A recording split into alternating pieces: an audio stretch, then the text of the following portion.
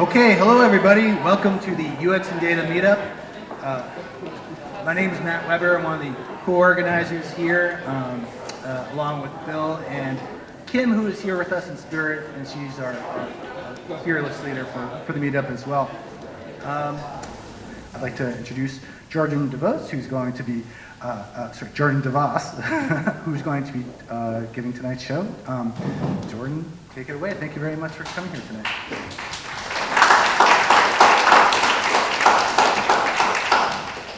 Thank you, guys. I am Jordan DeVos, as he said. I am a design and strategy consultant, which is very vague, I know, but I'll get into that in a little while. First, I'm going to tell you a little story about when I was really young. I would go with my dad and my little sister to Blockbuster. Every Friday night, we would go and we would pick out any movie we wanted. And we would be able to have our pick from all the different genres and all the shelves, and we would kind of, as we were growing up, we would be able to reach the taller, the movies on the taller shelves and stuff. And it was always this tradition that we had, and it was amazing. I look back on that with really fond memories, actually. But if I look back on it with very realistic memories, there were so many pain points to this experience, right? Because do you remember looking for a movie and finding the one that you actually wanted, and looking back and there was no VHS behind it, or which is so disappointing, and then you're just in a bad mood and you throw a tantrum and all these things. And then sometimes we forget that the movie is due, so my dad had to pack us up in the car at like 10 o'clock at night in the snow and take us to Blockbuster and to throw the movie in the little drop box, and it was just a mess, and that was another tantrum. So there were lots of pain points to this experience, but we've all been there.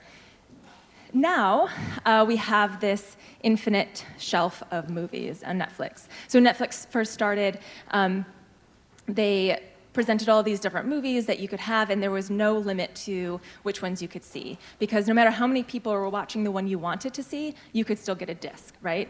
And you could keep that disc for 3 months at a time. It could be lost under your bed for however long until you moved, and you still would not have to pay a late fee, right? And so they solved a lot of those problems when they first came onto the scene.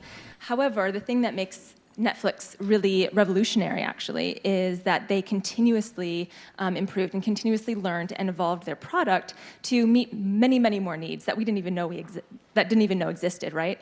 And they've revolutionized the way that we view TV, how we consume movies, and all of these things. We will never go back to a time when we have to wait a week to watch the next episode of a show, right? Like that, those days are long gone. So they have really changed the way that we look at these things, and it's good because they have done so by looking at the way that users interact with the interface, with the actual design, and how they actually make choices. And so they're using all of this data that they're collecting and redesign and make tweaks along the way. And so Netflix is actually a really, really good example of how data and design equals good business, right?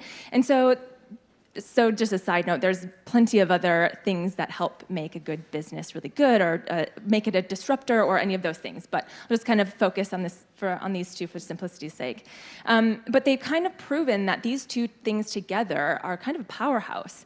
And a lot of other companies are kind of taking note, and there are some other disruptors that do the same as well. But design and data are really rising to the surface for having a say in how we do business and how we create a product and how it drives growth.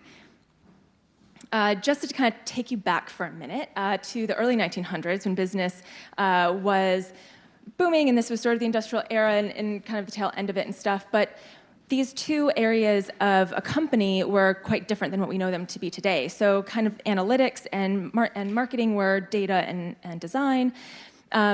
Analytics was very much focused on improving production, right, and finding inefficiencies and fixing all of those problems. Henry Ford is a really good example, right, because what he ended up doing was going on the floor of his manufacturing plants and with his notebook and actually writing down all of the times and documenting how long it would take to get a Model T through the production line. And so then he'd take his notebook with all of his notes, go back to his office and analyze and just like mull over everything, and that's when it finally came to him, the new assembly line, which revolutionized production and stuff, right? So he was sort of doing what we're doing today, right? Collecting data and looking at it in a very analytical way to find new ways of doing the thing that the data is measuring. In marketing, it was kind of just as simple in that marketing was about, and advertising was kind of just about expressing that this product exists. It's just saying like what it does. It didn't really go into much detail. It wasn't very emotional. It was just, these are the functions of the product. Then we move on to like the mid-1900s, like mid to late 1900s, and analytics becomes a little bit more robust. There are now books within companies called ledgers, and that's where all the documentation happens. And this is really useful because then people can start to reference the ledgers and make decisions in their own departments. However, as you can imagine, if you lose a ledger, then what? Or they're kind of hard to update if you don't have the ledger in your own possession. So that has its own kind of restrictions there. On the other side, marketing, though, by this time, we're starting to see a little bit more of an emotional connection being made between the product and the brand and the consumer. So, for instance, the VW is kind of speaking to this type of person who wants to have really nice things, but also prides themselves on fiscal responsibility, right? So this car can meet those emotional needs for them. Then we get to the 1970s when computers were making their introduction in analytics, in business, in big business. So you start to see data being collected and stored and then referenced. So we're starting to see this bird's eye view of how departments are working together. In marketing, we further on this sort of human connection, this emotional connection, and brands take on a persona in a way. And so just like Coca-Cola, they don't just sell this really sugary drink, they sell happiness, right? And so we're starting to see this attention being paid to what a human actually needs, what customers actually want. Within all of those companies, though, there's sort of this basic structure, and I guess this is true today anyways, for a long time. You have certain departments that are kind of true. You have a CFO for finance, right? You have somebody in charge of operations, somebody in charge of marketing, HR, and IT. Those are kind of your basic things. But as we've kind of seen through the time, these kind of exist as silos in a way. And working between them is kind of difficult because there's no way to get information very easily from one to the other. And so you have people working quite separately, diligently, and in the way that they measure their own success very well, but they're still silos, right? And it actually kind of reminds me of this story that I read a lot growing up. Have you guys heard of 7 Blind Mice? Yeah, it's this, I guess it's based on an Indian tale, but it's about these 7 blind mice that encounter an elephant. And they go and they take turns going to investigate the elephant. But they just look at one little bit. So the first mouse will go and look at the trunk. That's the first thing it comes across. And so it just looks at the trunk. It comes back to the other mice, and it's like, you guys, it's a snake. Like this, I felt it thrash around. It's alive. Like, we should go. And then the other mouse goes and investigates, and he approaches the tail, and he's like, no, you guys, it's just a rope. It's fine. Like, it's frayed at the end. There's nothing to worry about. And like, another mouse goes and sees the ear. They think it's a fan. All these things. So each of these mice are seeing one part of the bigger picture and drawing their own conclusions and making decisions based on that conclusion that they drew.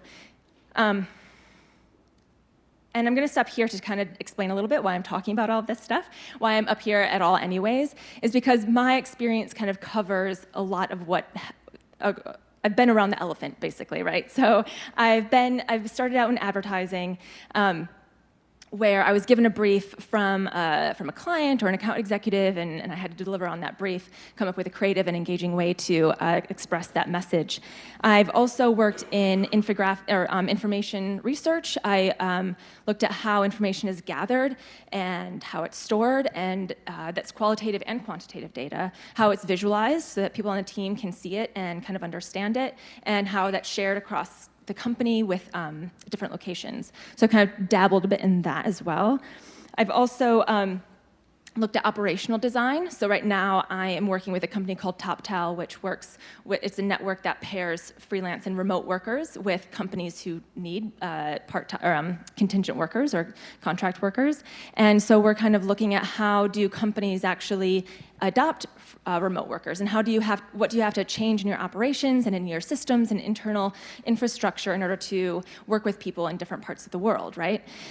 So really understanding how operations work within companies is really interesting to me as well. I've also touched a little bit on finance and business models, really thinking about how a service can be packaged in a way that is useful and valuable to the client, but also very profitable with the resources and the investment that the company puts into it. And then my bread and butter, though, is design. So that's what I started out with. I started out in over a decade ago, actually, when design was very much the style, the thing that comes in at the end. So like I said, I would get a brief from the client. They would say, I want a website to sell the products, and then I would deliver a website that sold the products.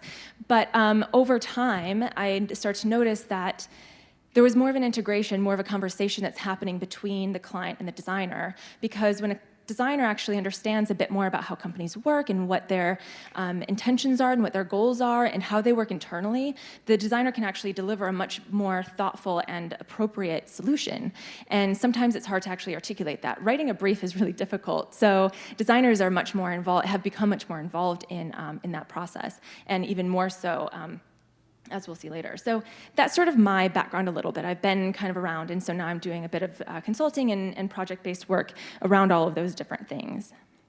But I noticed that there were some pretty pivotal moments that changed the way that the companies kind of work and make decisions, right? So big data, obviously, lots of information. The internet came about in 1989 and hasn't really stopped since, right? So we have all of these devices. We keep on getting more devices where we are able to create more data and store more data and send it and look back at historical data and all of this stuff, and there's just so much of it. And it's called big data because it's unmanageable, right?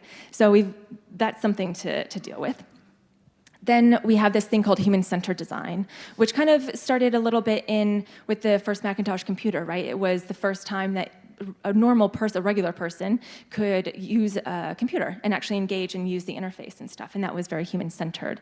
IDEO kind of took that and developed like design thinking and stuff, and now we have user-centric companies and products and all this stuff, but that means that we really have to understand humans, right? And we're very complex. We say one thing, we say we want one thing, but then we do another, right? Very kind of confusing sometimes. And there's just a lot to think about with the kind of the human psyche and emotions and what we want in the future and what we want now. The human brain is sort of a map that we are still trying to decipher as we go. So human-centered design is kind of a big beast in itself. And then we have constant connectivity, right? We're always on. There's not a moment where we're not creating data or consuming data or experiences or designed experiences either on our phone or whatever. Even while we're sleeping, something could be tracking our REM cycle, right? So we're never off. We're always going. And what that actually happens is we have endless information. We have that's unmanageable, like too much to actually take in ourselves. So how do we go in and actually find the important bits in this sea of information? The complexities of humanity, of humans, of society, of the brain, we only know 2% of how that brain actually works at this point. So we have a lot more to figure out. And then these 24/7 experiences, how do we craft everyone's lives, right? There's these really massive kind of realms that we're able to work with that we didn't really have to do before. And so the silo system does not work anymore.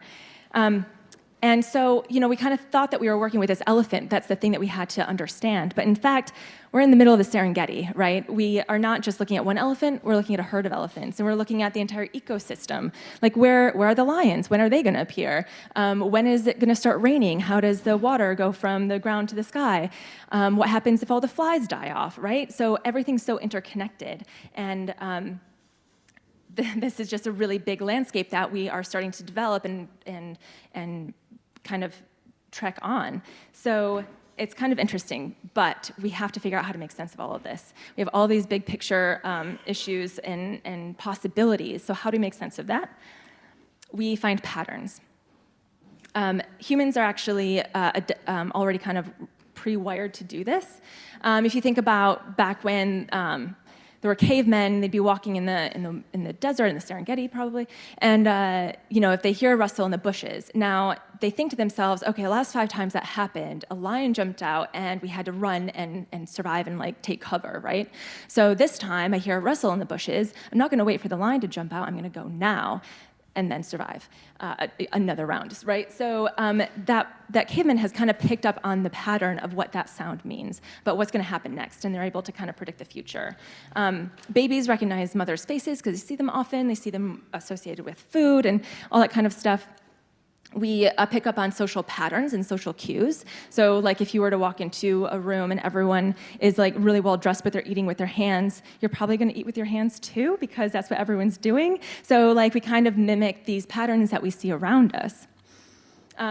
And that's sort of the how the brain is already positioned, but it can also be bad because we start to see things, look for patterns that don't really exist. We try to make something up. So right here, apparently, this is on this grilled cheese sandwich, this is Jesus or the Virgin Mary, or it kind of looks like my cousin Jennifer, I don't really know. So it could be anything. So we are always looking for these patterns and things that we recognize. I love this definition of creativity by Steve Jobs, that it's really just about making connections, right? Seeing a grilled cheese sandwich on the markings on there and connecting it to somebody that you know or to Jesus or something, right?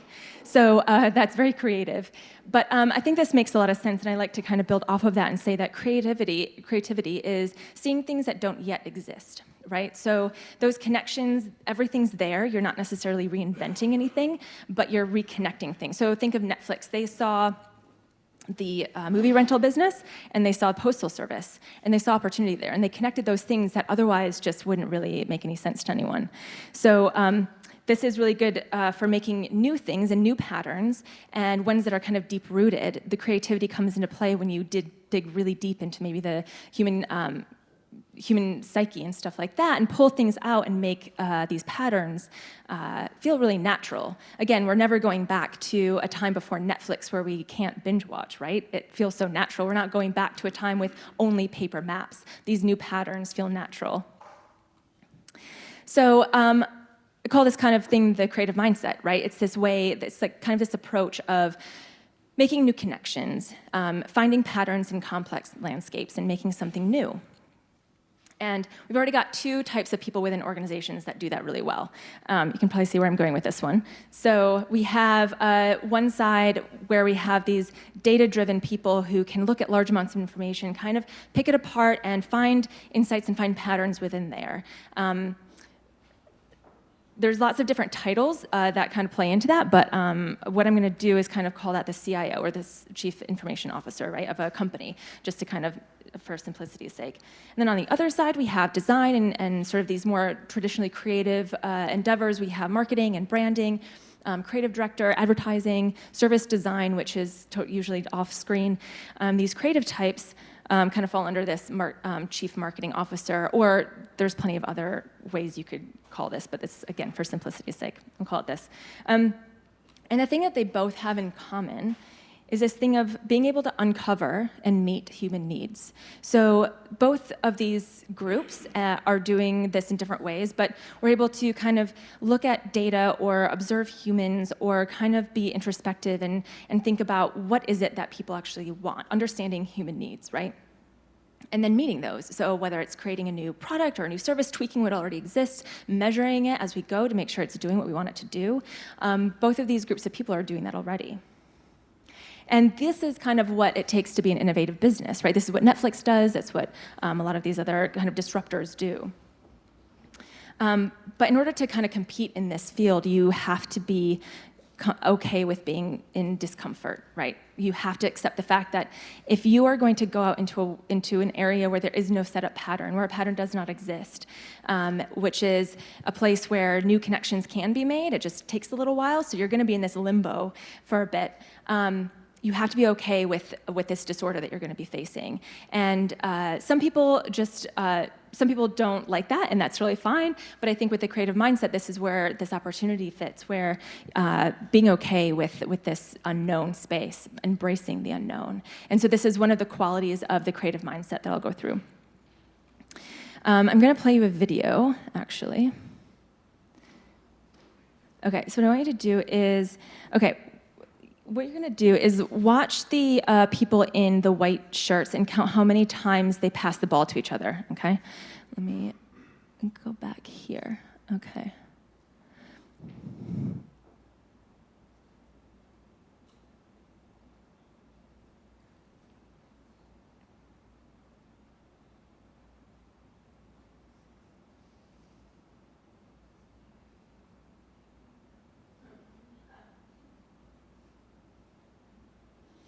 Okay, how many people saw the gorilla walk through the frame? Nice. Got some smart people in here. Nice. Okay, so not everybody will see that actually. This is part of a selective attention test. And what it kind of shows is that traditional businesses are the ones that actually don't make it through these really disruptive companies that come in and change an entire industry, like Blockbuster, for instance. Oh, yeah. Oh, good idea. Yes. We can see the gorilla.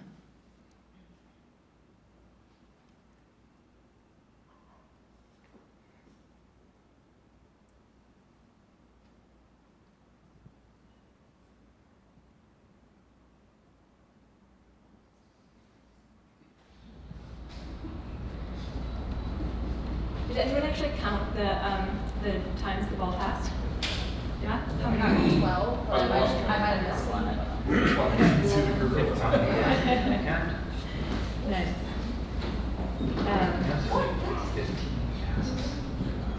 Oh, 15 passes. There we go. I saw something furry, but I couldn't tell you what the gorilla, so I never raised my hand. Oh, right, okay, you stay focused. Nice. Right, so businesses like Blockbuster are kind of got their blinders on, obviously, but they're focusing on the game that they know, the patterns that they know, right? And they don't realize when a new pattern is actually laid in front of them and they're not really catching up. And it's like they actually don't see that cheetah in the grass of the Serengeti, right? They don't even know that it exists, and they're the ones that just don't make it. And I found this stat actually, which was really interesting. About 50 years ago, the companies that were on the Fortune 500 list were often around for about 75 years, which is a pretty long time.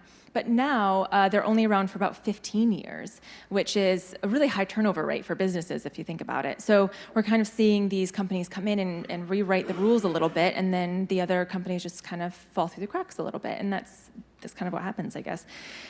But the thing that the creative mindset offers, and I think what those two groups of people, those two types of thinkers really bring to the table is being able to ask questions, right? So if you're going off into the unknown, you can ask questions, and you are comfortable with the discomfort that you feel between asking that question and finding an answer. And you realize that you'll eventually get to an answer eventually, but you're fine with just finding your way in the meantime. So we have queries and we have curiosity. These are all really important qualities to have within these types of teams and in departments, but something that is really good for any business to have. And so we kind of start to ask questions like, simple ones, like why is the bounce rate so high? We kind of know we can look at data and we can look at the design of the thing and come up with some sort of answer, but also it can, we ask bigger questions like why don't preferences align with behavior? So Netflix kind of dealt with that. I love how when they were doing the DVDs by mail, you would always put in your queue something like Schindler's List, right? Like this really great movie that everyone's supposed to have seen. But then when you're streaming, you watch Adam Sandler's movie, right? So like your idea of who you want to be in the future is very different from who you decide to be right now. So those kinds of questions can bring answers from lots of different areas that can help craft an answer. And then I love even the bottom one, why is nutritious food so expensive? That's a really big question. Like that you have to start looking at supply and demand and farming and economics and class systems and stuff like that. So these questions are really, really powerful. And I don't know if you guys have heard of the how might we statement. IDEO kind of coined this a little bit, but it's really nice to think that a question is actually really, really powerful, how broad it is, but also how focused it can be and how it can formulate different ideas, but creating a really fruitful question is really powerful. So we've already got that going for us in data and design, right? We're really good at asking questions and finding answers. I love this. I love this one. Who are we?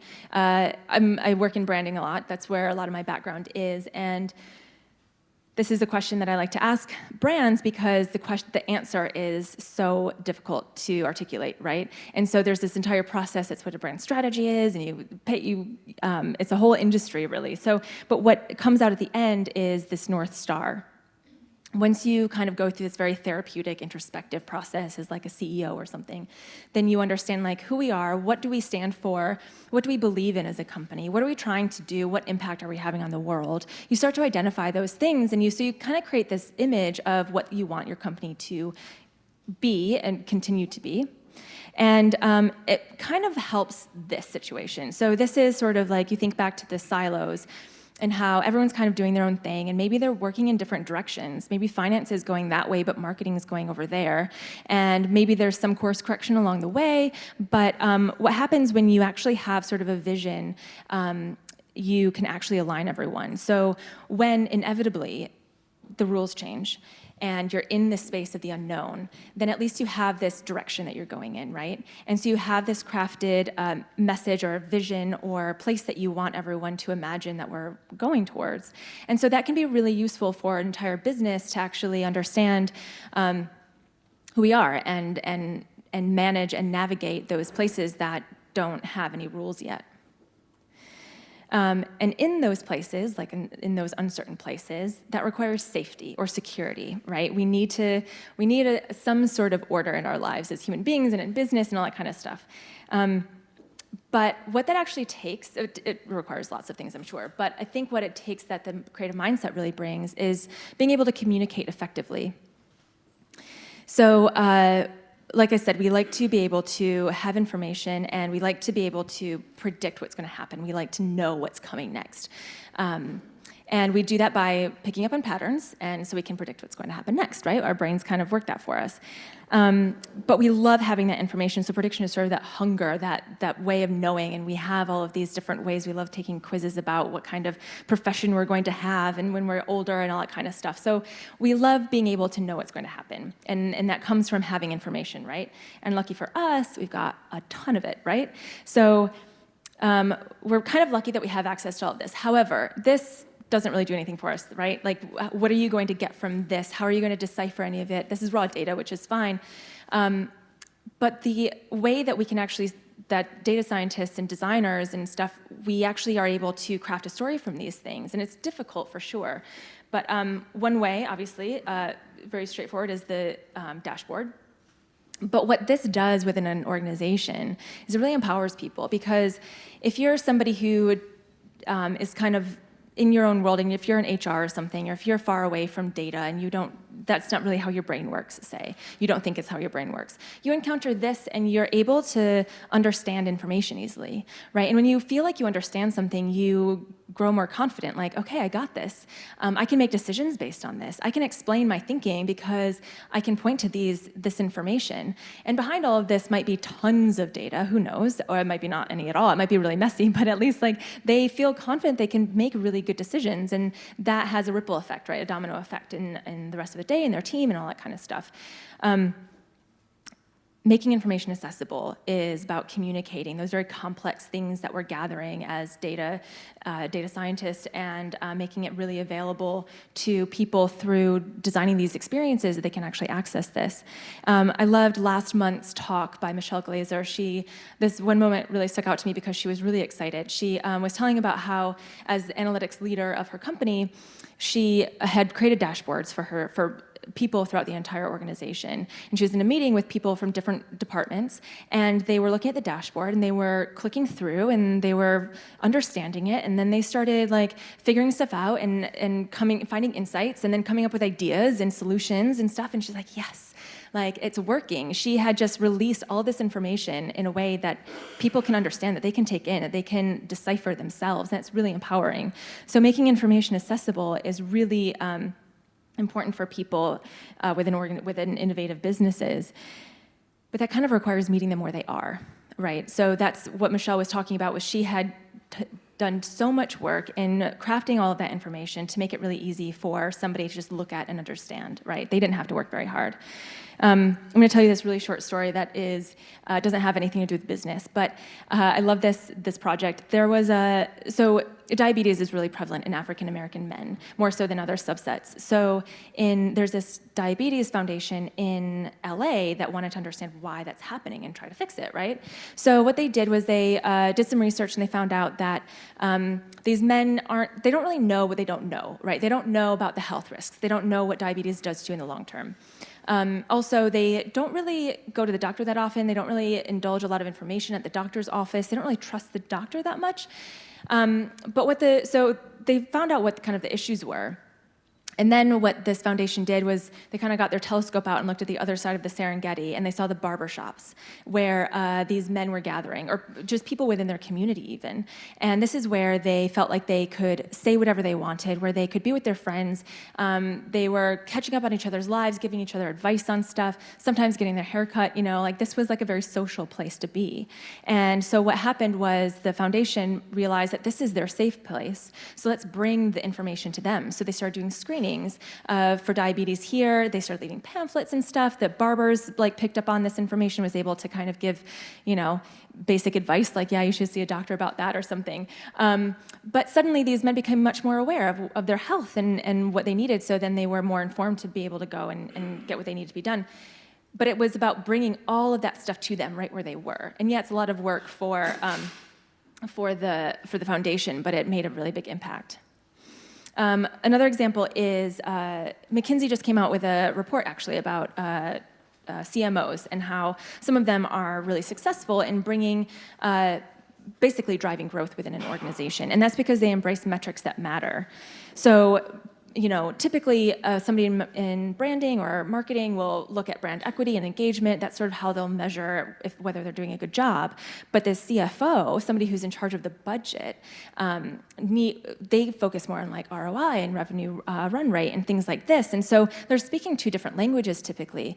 But this is one of the diagrams from the McKinsey report. The bottom one there says that these unifiers, or these CMOs that are kind of embracing the metrics that matter to other people, they're 1.3 times more likely to adopt the mindset of the C-suite executives. So they're willing to kind of meet other people where they are. This is a story about PepsiCo, Indra Nooyi. She was CEO of PepsiCo for a very long time, and she was a type of CEO that was embracing design. She hired a chief design officer and sort of implemented that. That was her legendary leave behind when she left the office. And so when she first got on, she gave a task to the C-suite and director. She said, "Go take photos of things that speak to design." And she got all these different photo albums back, and a lot of them were really good, but some people just didn't even turn them in. Some people had their wives do it, and then some others hired an agency to actually go take photos for them. So she got a range of things back. But she was communicating something with this, right? She was saying, design matters, and it's going to matter here. And you need to be able to meet designers where they are and understand what it is that they do, and same goes for other people. You have to be able to understand what other people are doing, and we're going to be more collaborative and inclusive here. And so that's what we're going to do. And people who didn't really want to embrace that, they didn't want to be in the unknown, they didn't want to indulge in patterns that they hadn't been working with for decades or something, they didn't last very long in this company. So I guess it kind of goes to show that collaboration also requires empathy, right? It requires the information to get to that place and others in the group to be open to listen, but it requires empathy. You have to be able to put yourself in somebody else's shoes and take on their mindset as well. So the creative mindset is really good at understanding humans in different ways. So a few examples with some of these really consumer-centric companies. They use a lot of different types of ways to understand people in in different contexts. So with Spotify, very data-driven, obviously. So they, every Monday, if you use Spotify, you get your Discover Weekly playlist of 30 songs. These are selected just for you, and they basically have this algorithm where they'll go in and look at what you've listened to, they'll compare it to what other people listen to, what everyone else is listening to, they'll look at natural language processing within blogs and sort of trade publications and stuff to see what's being said about these songs. They'll look at the data behind each track. So they have they have their hand in a lot of different areas to really understand what it is that you like, and then they play it, and then you get to play it. And Spotify is kind of that very delightful thing where you actually discover quite a bit through there. So they deliver really good value to their customers. Trader Joe, there was this story, they obviously research human behavior in different ways, but this one example is where there was a manager who was just in the produce department, and he noticed this old woman looking at the bananas, each of them kind of sold by weight, they're kind of all in a bunch like that. She was looking at them, and then she walked away and didn't buy them, and he went up to her and asked her, like, do you mind, why didn't you buy those? And she's like, I might not be alive, I might not make it to banana number 4, right? Like, she might not be there. And she realized that, and that's how she was making her decision. And so the manager realized, like, okay, we don't really understand how people are choosing what to buy, so we need to kind of change this, and now you can buy single bananas for 19 cents at Trader Joe's. So being able to be agile and being able to adapt to what it is that you realize humans actually need is really important. And Trader Joe's is kind of known for making the customer the hero. Warby Parker, a very digital company, also has storefronts. They have brick and mortar places, and the way that they actually choose where to put those is all based on data as well. So they find out where their customers actually are.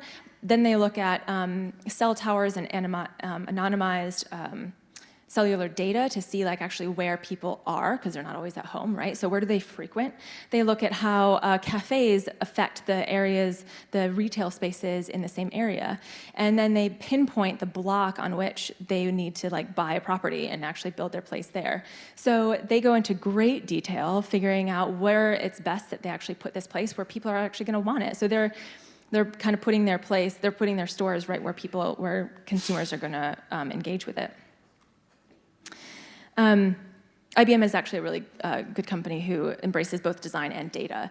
But John Iwata was the chief brand officer there for a while. And when he retired, he took on this research project where he went and asked 100 CEOs a series of questions and had really great conversations and learned a lot. But one of the questions he asked them was, what is the biggest impediment to innovation, right? Like, what's standing in your way?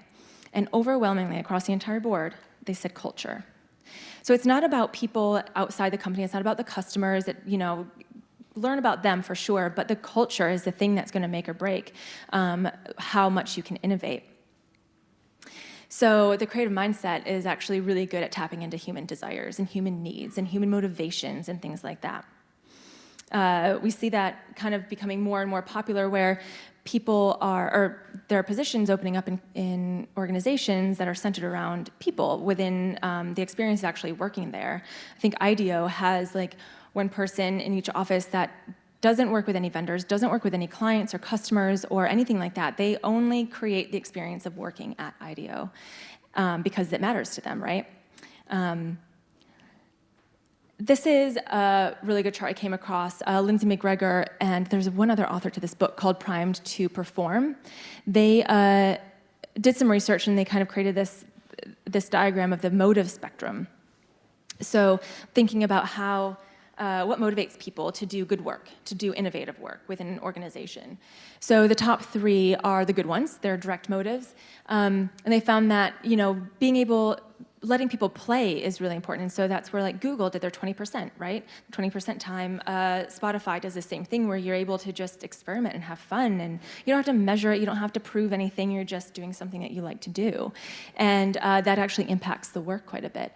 Then we have purpose, which is kind of what I was talking about before with that brand star of why are we here? And does the company and the individual, does that align for them? Does the values and beliefs and everything, do those actually match up? And can we actually support those things?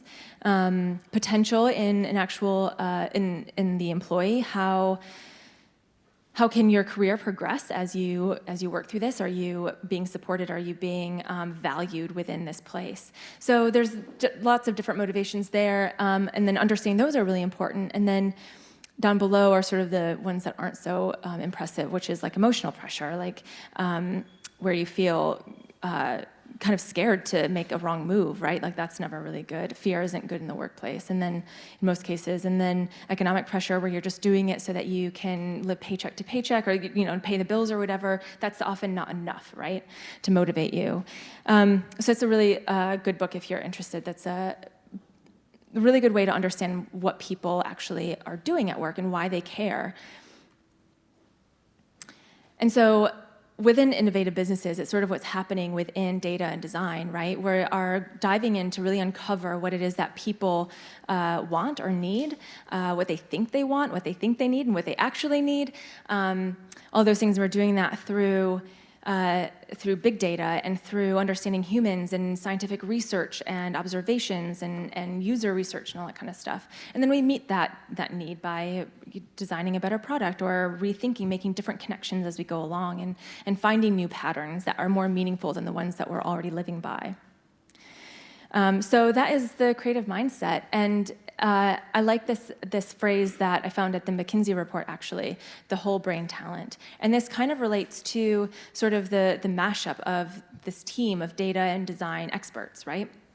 Because you have both sides of the brain. You have analytical, you have the creative side, and it's now that we're seeing these things kind of merge together and work together more collaboratively because we are kind of thinking in the same way but in very different sides of the brain, but we're sort of meeting in the middle a bit more. And that's where companies are being able to be really innovative because you can see so much more. You can you're comfortable in the unknown, and you kind of need both sides of that coin to make that happen. So that is data and design for business. Thank you, guys.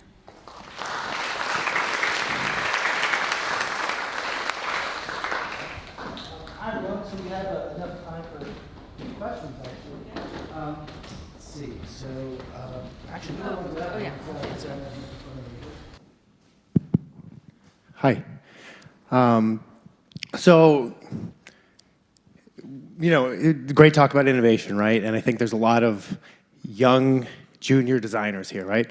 And, to me, innovation is kind of the pie in the sky, right? To really work for an agency or a company that's actually got the culture to be innovative.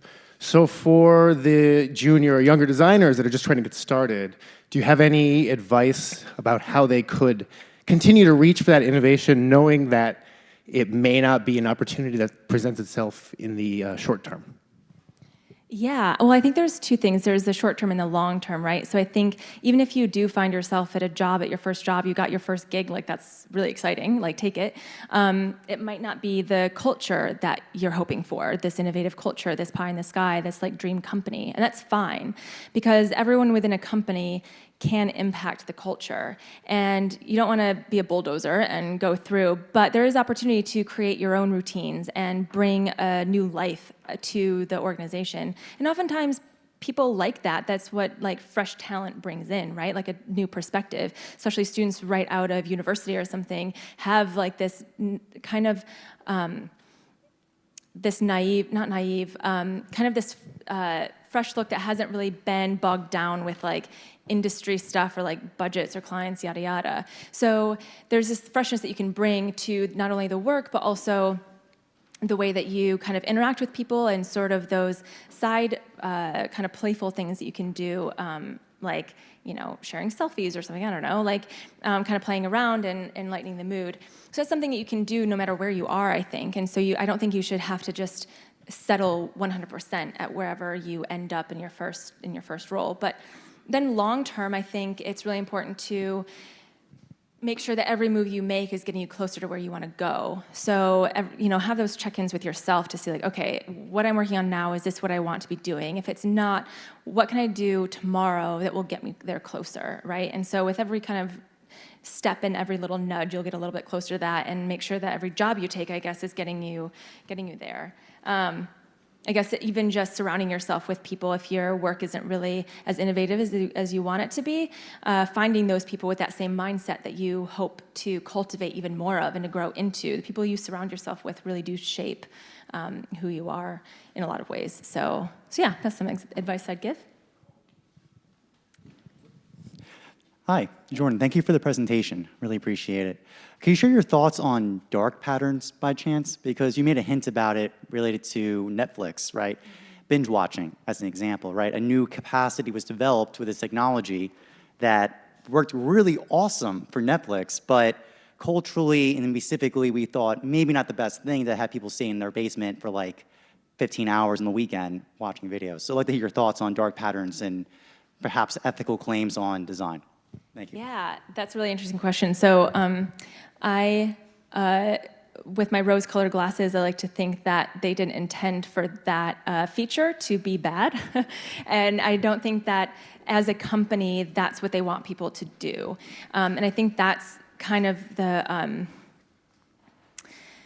a disappointing thing with being innovative and trying new things out and looking at your data to see what's working, what isn't, what's getting people to click through more or something, and just doing more of that, right?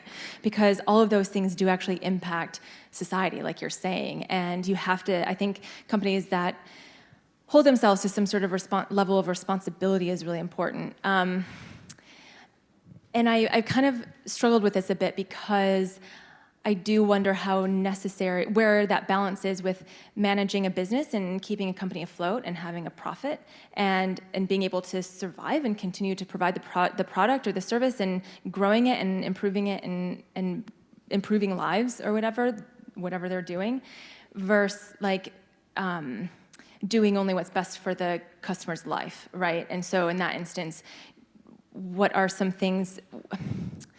Where is that line of where do they stop and where does social responsibility begin? And I don't have an answer for that, but I think it's really, really important to kind of keep talking about, and I think that's what's going to keep those types of companies in check, to be able to say hey, we're calling you out on this, make it better, add the art, continue watching button that's an attempt, right?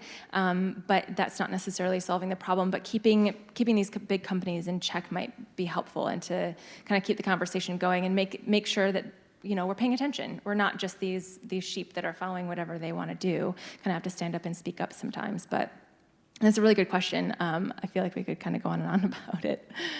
Yeah. I have a question. Hey. Thank you for the presentation. So a lot of the foundation of your talk was the designers having more of a seat at the table, having more influence. With many organizations becoming much more short-term, much more fail fast, we want to be innovative, but only until we see the numbers, and then we have to not be innovative. So would you think that type of culture would actually give you less influence at the table, would actually position you such that an organization would not see the full potential of a designer because they're so short term, and sometimes it takes a while to really see the fruits of your labor? Yeah, that's a really good point. I've definitely experienced that before, where as a designer, I kind of understand that, yeah, this is an iterative process, right? And we just learned something, so let's take it further and go to the next step and improve and continuously improve. And not everyone sees that, and if the numbers aren't coming in, then you can just kill that idea. And that's always disappointing, I guess. And I haven't cracked it yet, but I guess I think it's, like I was saying before, your presence within a culture, I guess on the individual basis or just as designers in general, can actually have some sort of impact. And those sort of side conversations and sort of the comments and what you bring to the table, you bring solutions and you bring ideas, and you kind of lift the spirits a bit. Again, kind of speaking their same language can be kind of useful. And maybe what needs to happen is designers need to even go further and measure all of the things that we're seeing based on what everyone else is measuring on, but still see the bigger picture, right? So we're still translating what we see into their own terms. And and be able to understand what their concerns are, I guess. And again, I think that a lot of people are pretty afraid of failing or making a big splash, I guess, and just failing really hard and not going too far down the wrong road. So making that comfortable for them somehow, or being able to provide some buffer so that it's not all failure, but only bits of it is. So only kind of experiment here or there rather than the entire thing might help. But yeah, it's a really good question because that's a really big issue. I think that is something that's still tackling. I think that's why design isn't at every single table yet, right? And I think we've still got a lot to prove and things to work with. And I think you're right, at the fast pace, at the rate at which businesses are starting and failing and starting up somewhere else, and entrepreneurs are like, serial entrepreneurs are a thing. So we're very fast paced, so we kind of do have to keep up and everything. But I think we can still hold those values true and bring those to the table no matter where we are.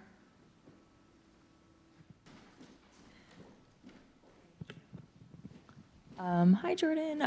Thank you for the presentation. I wanted to know, I think, in your intro slide, you described yourself as a design and strategy consultant. And then you also mentioned at the beginning of your career, you were a designer, to my understanding. And I wanted to know, kind of looking back in hindsight, what are some, if you could compare, your day-to-day activities today versus what you did, when you first started out, what are some of the major differences that you see, especially, and can you speak to the strategic items that you do more now today versus what you did at the beginning of your career? Yeah, that's a good question. I think it's changed a lot, not just for me, but for lots of designers, and not just because of my level in my career, but just as designers in general. But yeah, when I started, I was coming up with different. I wasn't even really coming up with the campaigns yet, right? Or the actual creative concepts. I was given a brief that had already been kind of thought through of what the impact is going to be on the business and what message needs to be communicated. And I just had to come up with a creative way of doing that, like a commercial or a campaign or whatever it was. And so it was very much like I was in my own little room, right? And I didn't get to see the rest of the house. And now, I don't really do very much of that. For me personally, I'm not really on the creative idea side. I'm on the creative problem-solving side, and I think that's sort of the difference. That's my own personal career path where I've decided to step away from coming up with those campaign ideas and stuff, because that obviously still does exist.